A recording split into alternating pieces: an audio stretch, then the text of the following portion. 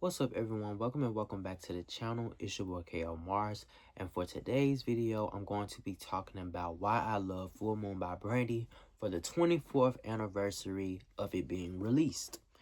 And I'm going to be looking at my computer because I am going to be doing a list of things that I want to talk about, and I don't want to miss anything. So if you see me looking at the computer, that is why. But yeah, let's just get straight into it. So I was introduced to Brandy by a friend in college. This was around 2022, 1-ish, probably more so in the range of 2022. And my mom didn't really like play a lot of Brandy growing up. My mom was more so Team Monica, Team Brandy, Team Monica thing going on. She was more so a Monica mom. Like, she played Monica in the house. She played K. Michelle in the house. And other than that, the rest was like hip-hop, southern rap, Webby, Fox, and all of them people. I knew her hits like The Boy's Mine, Have You Ever, Put It Down, Wildest Dreams, the last two especially helped me put a face with her name. Well, put name to face. And the whole time I realized, like, I've been knew her face because my grandma always used to have the Moesha show on TV. Moesha and the Parkers was always on loop in my household. And yeah, again, my friend Adarius recommended me to check out the Full Moon album. And after checking out that album, it caused me to just going through her whole discography. And I fell in love, honestly. I was also taking music theory at this time. This was my first music theory course. This was the first music theory course I had taken, and it was the first and only music theory course that I had taken. And basically, that class opened my ears to like new ways of hearing music and catching certain sounds and layers within a song that I had never had an ear trained to do that before taking the course. And with me listening to the album and Brandy is herself prior to taking the course, and then revisiting all of that work after taking the course, I was just like, oh my God, like, it's really levels to this. It's really layers to this. Like, she is very intentional, and it's so much to hear and learn from this body of work. And I really wish that I would have gone into more music theory classes and just like learn more about like song structure and just everything dealing with like creating and formulating music, because that course itself like completely altered the way that I heard like all of the songs that I've knew previously. It helped me find a way to love. It helped me find ways to love the songs that I already love even more. But yeah, Full Moon is most definitely the earliest project that I can listen to in full, like let it play from track 1 to the final track. And again and again and again. Full Moon actually became like my comfort album, like when I'm overwhelmed or when I'm tired, when I need to go to sleep, I would play Full Moon. I truly believe that Full Moon is the experimental R&B Bible. And the intro itself is very experimental and futuristic. Brandy, searching. Access denied. Like, it's really a product of the whole wave of the 2000 Black futurism era. It was the beginning of all of that, if you will. And some instrumentals would have gone like perfectly, in my opinion, in the Robots movie if it like needed a little bit more Black influence, if you get what I'm saying. Like, especially the intro track where it sounds like she's typing. She's being formulated into this new person. You hear all these things loading and all of that. It sounds very futuristic, and that was, of course, intentional. But yeah, this album basically helped me like fall in love with her approach. Obviously, the vocal layering, the inflections, the runs, all the intonations is just so beautiful and very tasteful in a sense, because we don't really get that a lot in my age of music today, unless they are inspired by her, or other people that do put this much intention and energy into their music, and also have the ability to without labels and management telling them not to. But the full moon era itself was basically like a point within Brandy's career where she wanted to come into adulthood. She was pretty much just getting herself out of the formulated America's princess, cookie cutter image that everyone had for her. Because when you become pregnant as a woman, especially a black woman in the early 2000s, your career is technically over. But many women, including Brandy, have proved that pregnancy does not halt or stop your career. If anything, it helps catapult it. But yeah, they couldn't get over the fact that she basically accepted the fact that, like, hey, I did something. I did something that the world may not be proud of, but hey, I'm in my own journey. I'm coming into my own womanhood. I'm becoming an adult, and I accept everything that comes with, these decisions that I've made.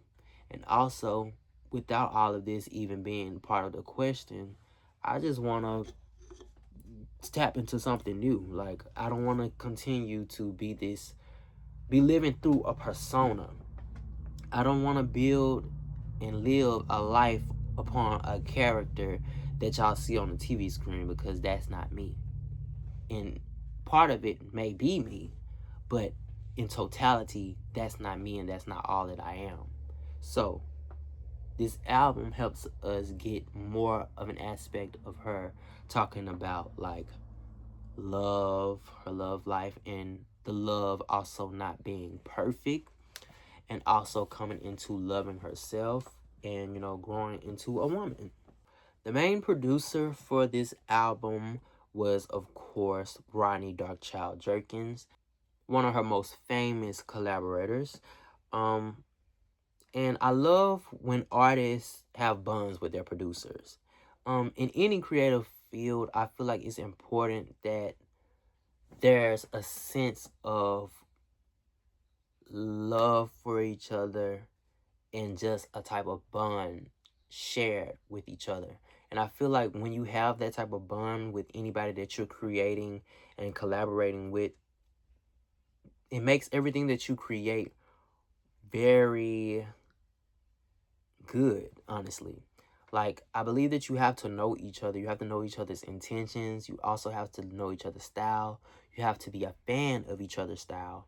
And you have to be willing to tap into each other's world and gain an understanding of how each person views things.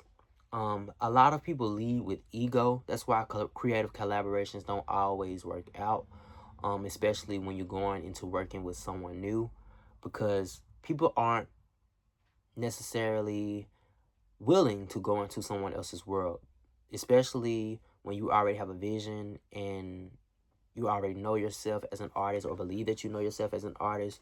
You don't want someone to come in and alter the way that you view things, or feel like they're trying to get you to create things outside of the way that you like to.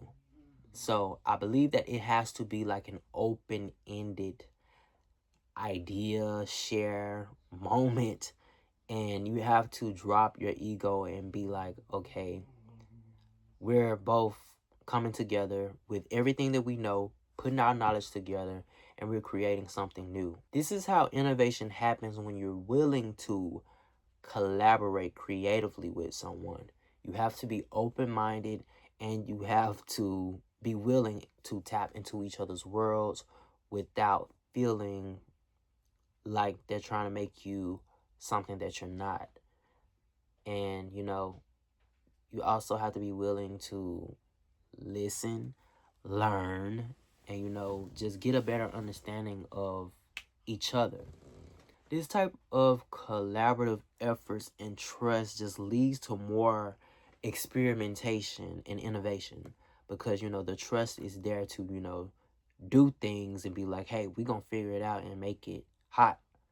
And this is how a lot of these great songs were made um, between Rodney Jerkins and Brandy because they put trust in each other and they allowed each other to experiment and they trust each other's direction of where they wanted everything to go.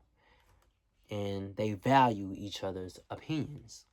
But prior to working on Full Moon, they had already known each other for approximately 4 years. He also worked on Never Say Never, the album before Full Moon. His personal style, as he has said, is that he never wants to bore the listener.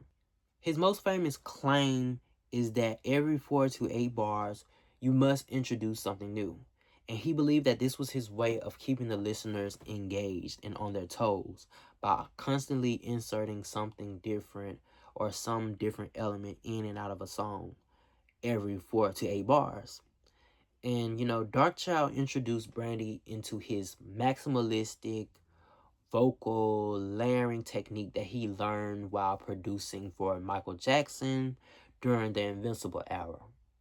And if you didn't know, Michael Jackson and Brandy both were working with Darkchild at the same time for both of their albums, Brandy, Full Moon, Michael Jackson, Invincible. And a lot of times their studio sessions would overlap. So they would get to hear each other's music and what they were working on, see each other's process, allegedly, and, things of that nature. We haven't really heard Brandy talk more about that, but, hopefully she does in her upcoming book coming out, her memoir. It's one of the things I'm really looking forward to seeing her talk about in that book. Allegedly, it's been stated that after MJ heard some of Brandy's work, he was like, okay, I want to be part of this. I want to add something to that. And in exchange of her doing something for him on his album, he did something for her on her album. And that's why on It's Not Worth It, you can hear Michael Jackson on the intro of that song while Brandy is doing the little vocal skit in the beginning of the song.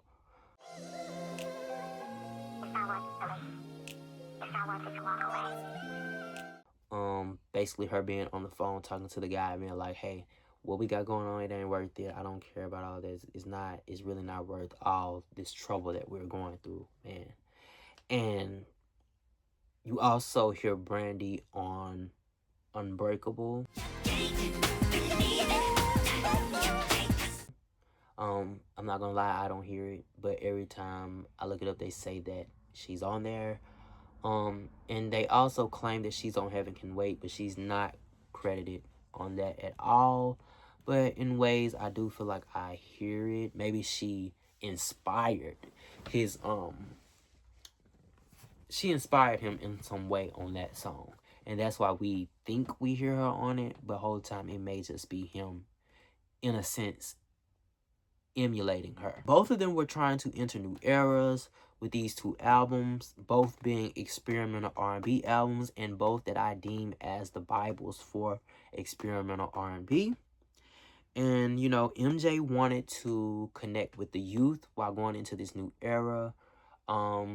Just trying to find not necessarily a new audience, but trying to connect with what's already out and popular, which was, you know, youth R&B. And Brandy, again, was trying to remove herself from the America's Princess good girl image and wanting to step into womanhood. All right, so before I get into the top 5 songs from this album, I'm gonna say some honorable mentions. 3, actually. And the first one is All in Me. This is a very great song. I absolutely love and adore this song, especially like the pacing of it. But I also believe that the best song intro on this album is from Like This to All in Me. Like the little xylophone type of sound that you hear, like it as it transitions, and then like the little flicker noise is so cool to me. And hearing it in the car for the first time, I was just like, yeah, this is definitely hands down the best transition on this album.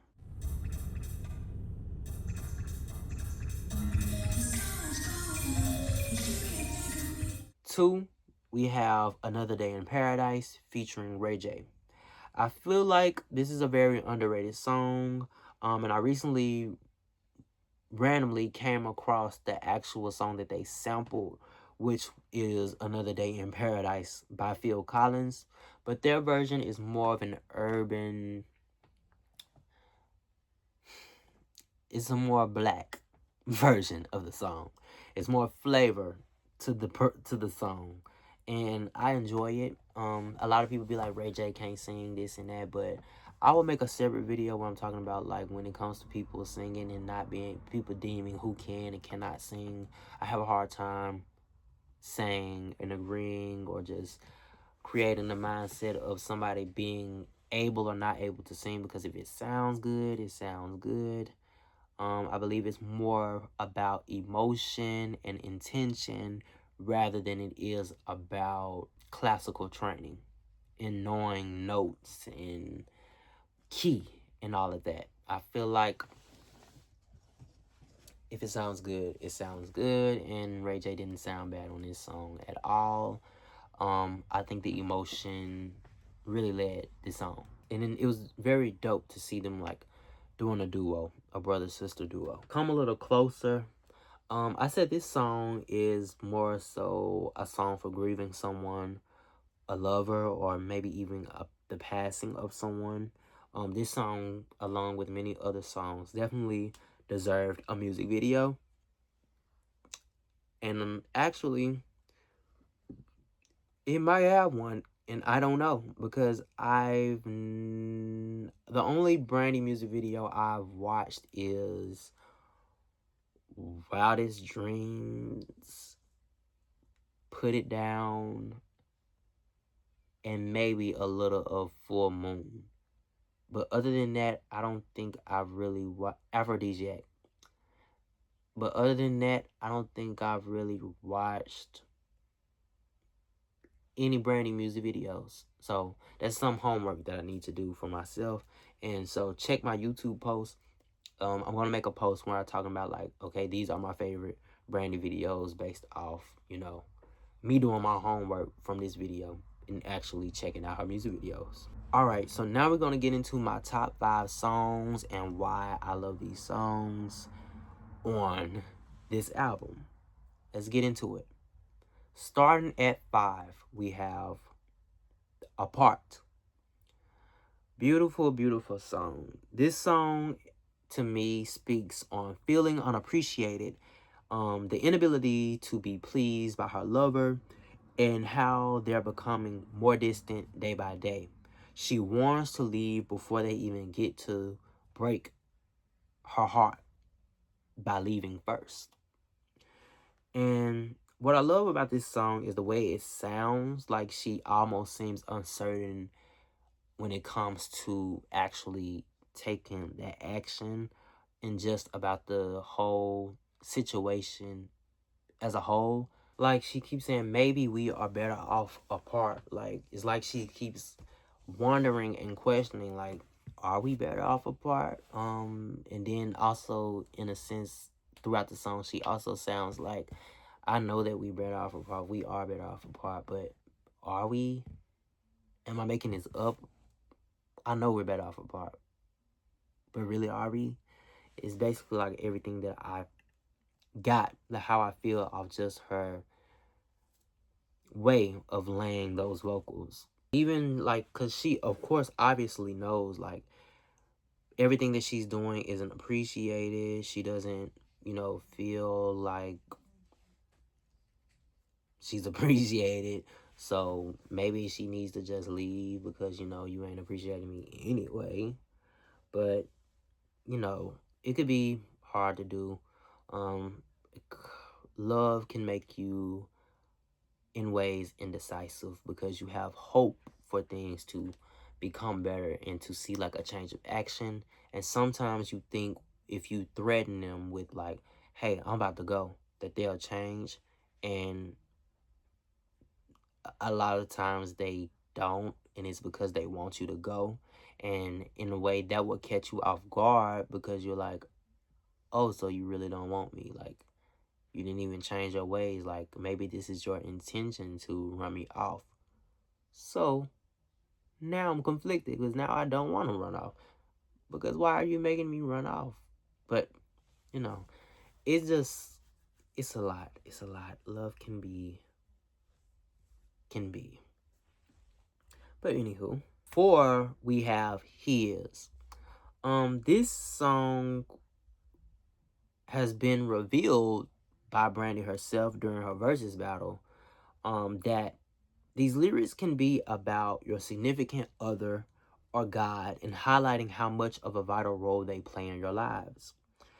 And I already said like before, well, I'll be lying if I said this before the versus battle because I believe the versus battle came out before I even got into the album.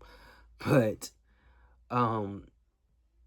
when I first listened to the album, I was like, this is very gospel adjacent. Like, it can easily be seen in the perspective of speaking about God. Like, that's the first person I thought of when I was listening to it because it sounds like a gospel ballad, in my opinion.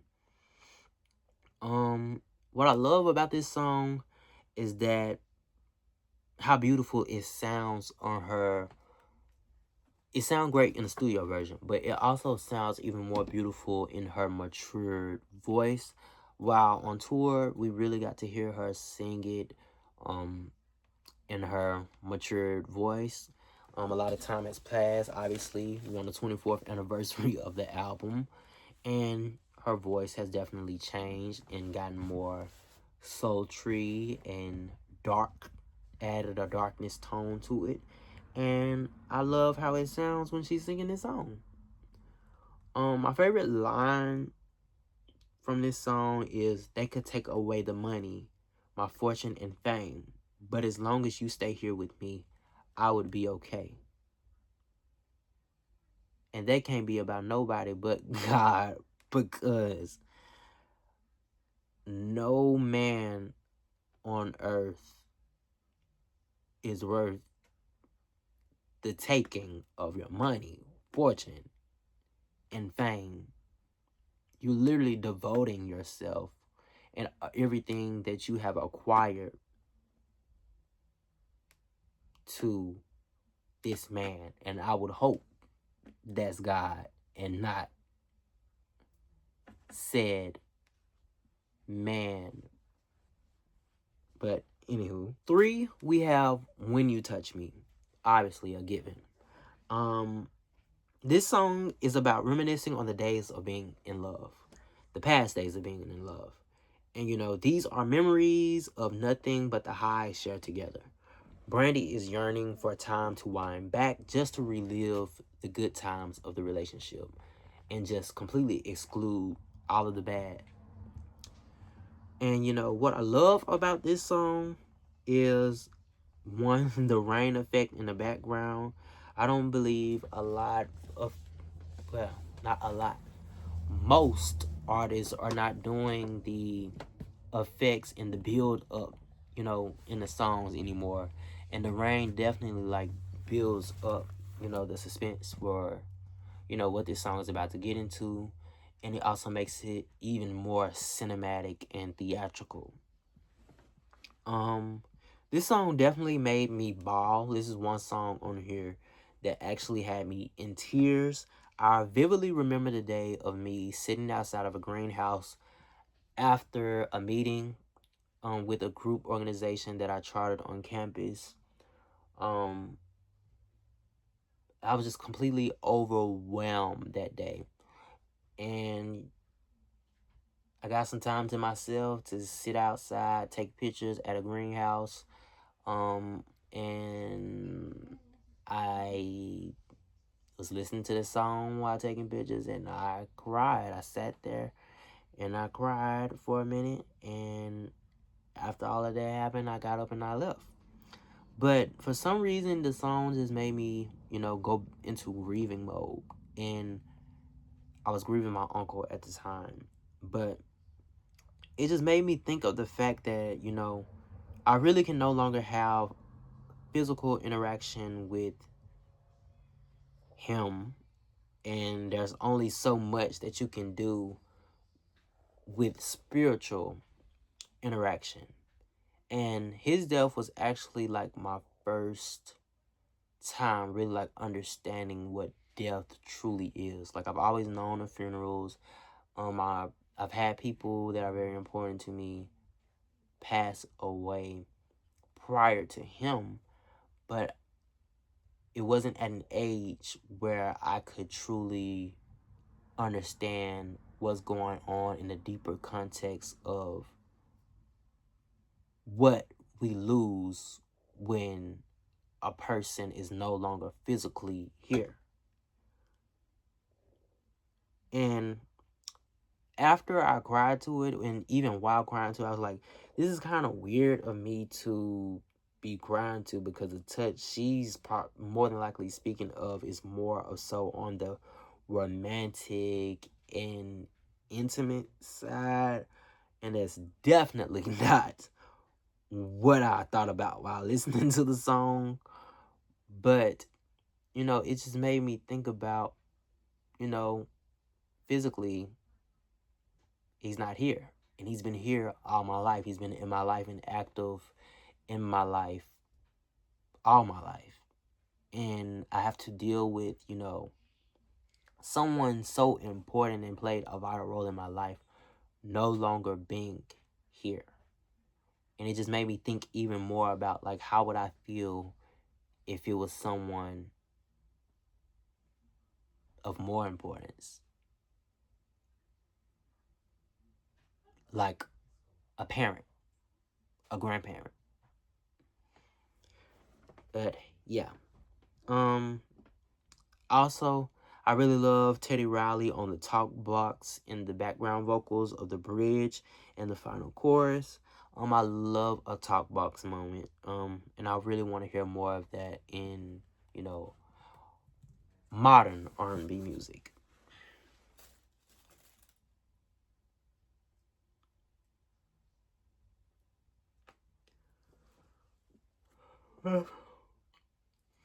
My favorite lines were, "All I want is another moment," and I believe that was in like the intro of the song where she's like talking before the beat even drops.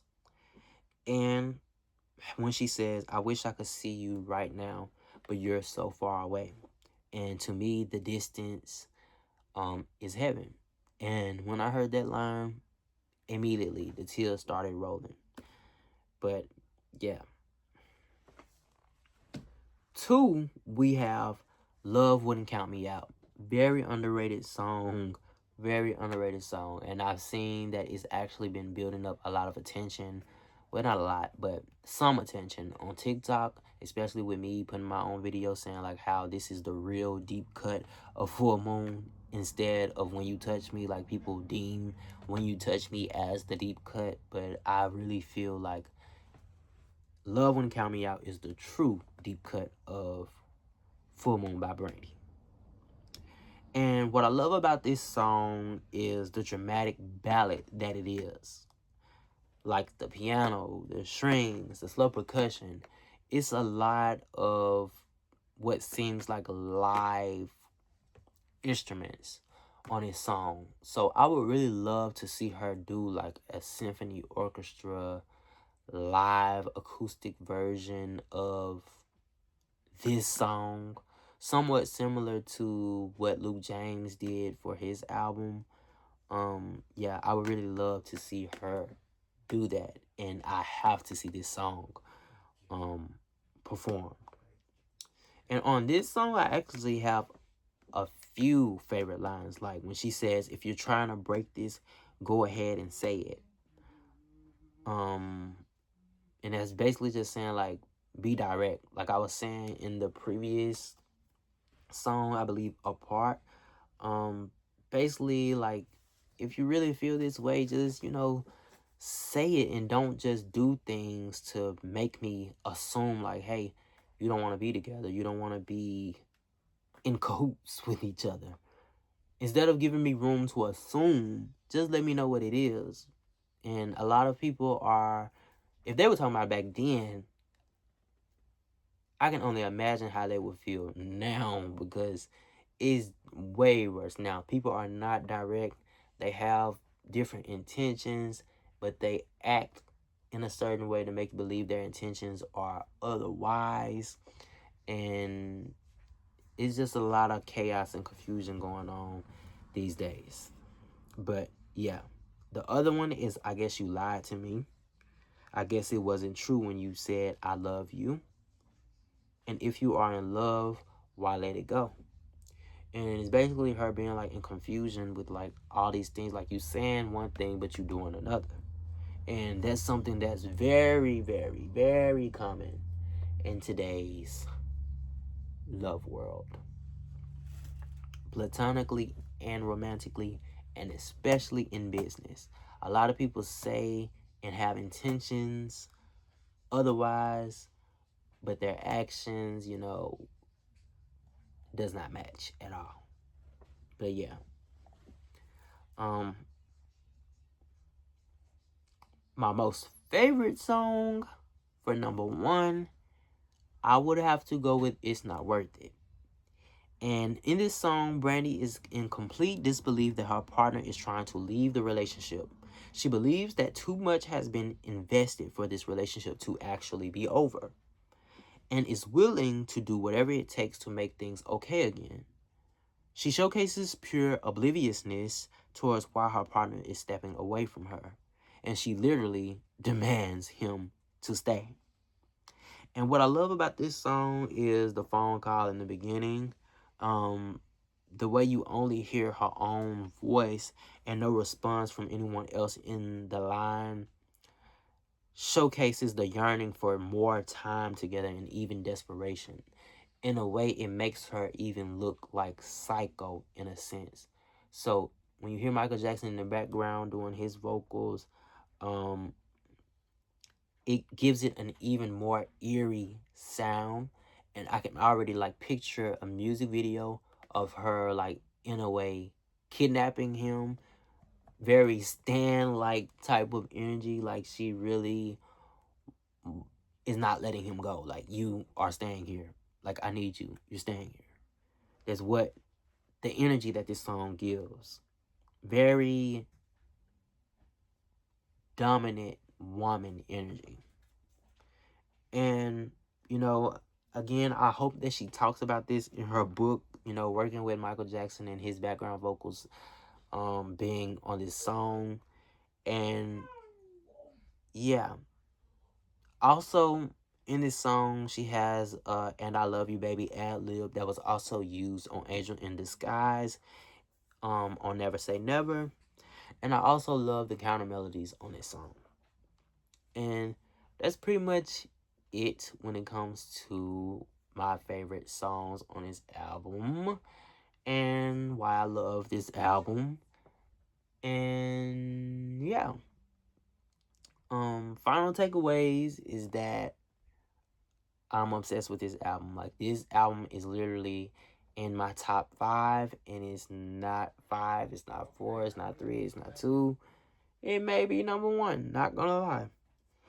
I just really love the experimental aspect of it, and it basically like being like the Bible for people to experiment with R&B. And instead of like just coming with the approach of always yearning, always being down and depressed, because a lot of these songs did have a lot of upbeat tempos, but she was still expressing sadness and wanting things to change and all of that. But you know, she approached the same topic on different songs with different approaches, and it wasn't the typical R&B approach that, you know, a lot of people were doing in the 90s up into the 2000s as well, because people have already crafted like their idea of what R&B is, and she basically like reshaped that with, you know, doing experimental R&B. And yeah, this video was made in honor of the 24th anniversary of Full Moon. I can't believe that I'm the same age of this album, but yeah, I really love this album. I enjoyed it, and I can't wait for more from Brandy. Um, Hopefully I get to go to the book tour, but if not, I just want the book, and I just want to read it, and I want to talk about it on here as well. But yeah, that's all I have for this video. I'm very thankful for everyone that is tuned in and that has been watching. And yeah, thank y'all. Don't forget to like, comment, and subscribe. And don't forget to check out the music related playlist on my channel. And yeah, thank you all for watching, and I'm out.